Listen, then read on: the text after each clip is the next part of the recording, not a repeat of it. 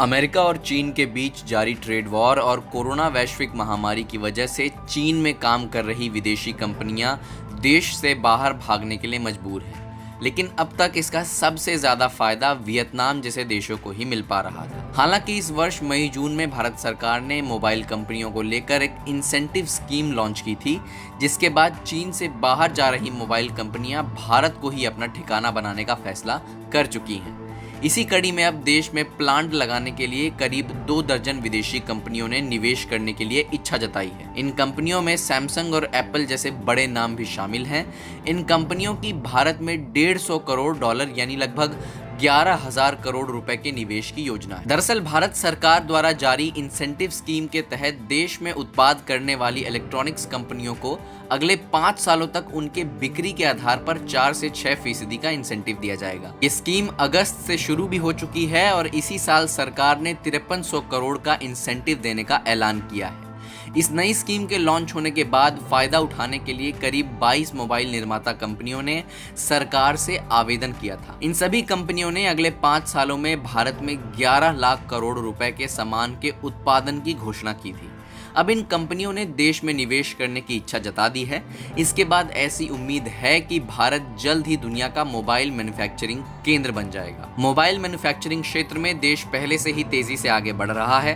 आंकड़ों के मुताबिक देश में मोबाइल मैन्युफैक्चरिंग कारोबार साल 2014-15 में $2.9 अरब से बढ़कर 2018-19 में $24.3 अरब तक पहुंच गया था। यानी इस दौरान इसमें 70% की सालाना बढ़त हुई है।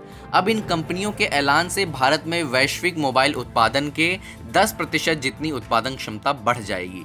सरकार की शुरू से ही योजना रही है कि कैसे भी करके मोबाइल फोन क्षेत्र की दिग्गज 4 से 5 कंपनियों को भारत में उत्पादन बढ़ाने के लिए प्रोत्साहित किया जाए। ऐसा इसलिए क्योंकि दुनिया के 80% मार्केट शेयर पर उन्हीं 4-5 कंपनियों का कब्जा है। अब सरकार अपनी इस योजना में सफल होती दिखाई दे भी रही है। अब देश में एप्पल मोबाइल्स का उत्पादन करने वाली फॉक्सकॉन, सैमसंग, विंस्ट्रॉन और पेगाट्रॉन कॉर्प जैसी विदेशी कंपनियों ने निवेश करने की इच्छा जताई है। इसके अलावा सरकार की योजना के तहत स्वदेशी कंपनी लावा ने भी पंजीकरण कराया है। यह ऐसे वक्त में किया जा रहा है जब सरकार देश में चीनी मोबाइल निर्माताओं पर चौतरफा दबाव बना रही है। मीडिया रिपोर्ट्स के मुताबिक ओप्पो और शाओमी जैसे चीनी कंपनियों के उत्पादों को अब भारत आने से रोका जा रहा है। कहीं पर बीएसआई द्वारा उन्हें क्वालिटी अप्रूवल नहीं दिया जा रहा है, तो कहीं पर कस्टम अधिकारी सामान को भारत में प्रवेश करने से रोक रहे हैं। ऐसे में इन चीनी कंपनियों के लिए भारत में टिक पाना मुश्किल हो सकता है। भारत में अधिक से अधिक विदेशी कंपनियां आने का मतलब है अधिक निवेश, अधिक रोजगार और सस्ते मोबाइल फोन्स। सरकार को उम्मीद है कि इस तरह की इंसेंटिव स्कीम से अगले 5 साल में 10 लाख अतिरिक्त रोजगार पैदा किए जा सकेंगे। इससे भारत की मेक इन इंडिया योजना को भी बड़ा बूस्ट मिलेगा। देश की जीडीपी में अभी सबसे ज्यादा योगदान सर्विस सेक्टर का है, जबकि मैन्युफैक्चरिंग सेक्टर का योगदान सिर्फ 15% है। सरकार चाहती है कि ये योगदान कम से कम 25% तक पहुंच जाए। इलेक्ट्रॉनिक क्षेत्र और खासकर मोबाइल मैन्युफैक्चरिंग क्षेत्र में भारत दुनिया का बादशाह बनने जा रहा है, जो मैन्युफैक्चरिंग सेक्टर को ताकतवर बनाएगा।